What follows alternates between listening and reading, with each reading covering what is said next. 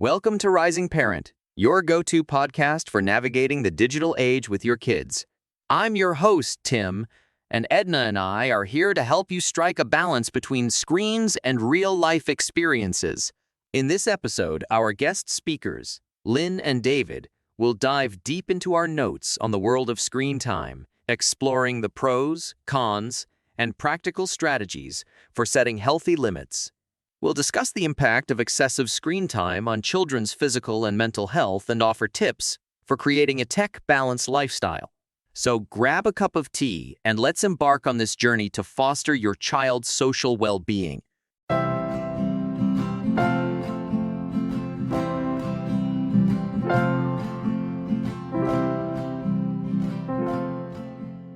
Hey everybody, welcome back. Thanks for having me.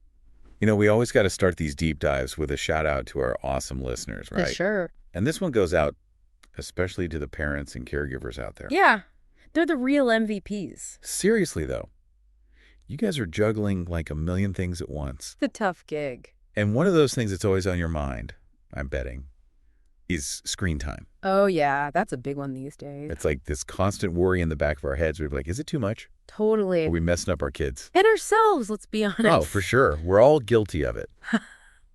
But today, we're diving into some really interesting stuff about screen time limits. Okay, cool. We're looking at some notes, actually a presentation that these two experts, Edna and Tim, gave called Unplug and Thrive. Catchy title. Right. And the whole thing is about the surprising benefits of setting those limits. Benefits, huh? I'm intrigued. And trust me, when I first read through this stuff, I was like, whoa, I did not see that coming. So spill the beans. What's so surprising about it? Well, first of all, Edna and Tim kind of flipped the script on the whole screen time debate. How so? They don't just focus on the negative impacts on kids. Which we hear a lot about, right? Exactly. But they frame it as a family challenge. Oh, that's interesting. Because even if we're the ones glued to our phones, it still impacts the whole family dynamic. Yeah, you know? I can definitely see that. And look, we get it. Life is hectic. Super hectic. And sometimes those screens feel like a lifesaver. They can be a great escape, for sure. But here's the thing that Edna and Tim really drove home. It's not about demonizing technology. Okay. It's about reclaiming something way more precious. Oh my God. Time. Yes. Time for actual connection. Time to just be present with each other. Exactly. Time to build those strong family bonds. Yeah. You know, the stuff that really matters at the end of the day. Absolutely. And speaking of connection, they share this awesome study in their presentation. Okay, tell me about it. So these families participated in what they called a digital detox weekend. No screens for a whole weekend. That's bold. I know, right? But get this. Afterwards, they reported feeling so much closer as a family. And more connected. Way more connected. And the amazing thing is that this feeling stuck around for weeks, even after they went back to their regular screen habits. Wow, that's pretty powerful. I know. So basically, less screen time equals more quality time. Sign me up for that. Right. But I know what you're thinking because I'm thinking it too. Easier said than done. Yeah, it's definitely a challenge. But Edna and Tim actually offer some super practical tips for making it happen. Okay, I'm all ears. One of the things that really stood out to me was the idea of creating tech-free zones in your home. Like designated areas where screens are off limits. Exactly. They suggested places like the dinner table and bedrooms. Makes sense. You know, making those spaces where you can actually unwind and connect. Without the constant distractions. Totally. It's about creating those boundaries, not just for the kids, but for ourselves too, let's be real. Yeah, we need those boundaries too. Because let's face it, those moments of togetherness are sacred. They really are. But hold on, there's more. Yeah. It's not just about warm, fuzzy feelings, you know. Okay, what else is there? Edna and Tim actually cited research that showed how reducing screen time, even a little bit, can lead to big improvements in sleep quality. Oh, that's huge. Right. And they specifically talked about the hour before bed. Like putting away the devices before you hit the hay. Yeah. And the research showed that people were falling asleep faster, sleeping more soundly, and waking up feeling more refreshed. Which, let's be honest, every parent and caregiver out there desperately needs. Amen to that. But wait, there's even more. You're kidding! Nope.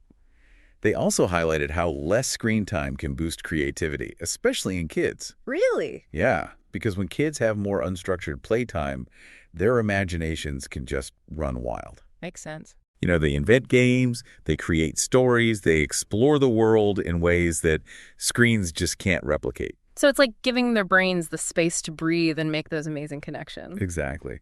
But now I'm thinking about those kids who are already, like, super hooked on screens. Yeah, that's a tough one. How do we even begin to shift those habits? Well, Edna and Tim are big believers in what they call mindful screen time. Mindful screen time. Okay. What's that all about?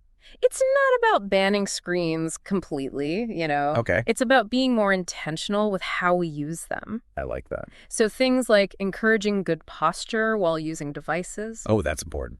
taking breaks, making sure screen time isn't replacing other essential stuff like playing outside or just hanging out face to face. Yeah, finding that balance. Exactly. Not making screens the enemy, but making sure they're not taking over. Right.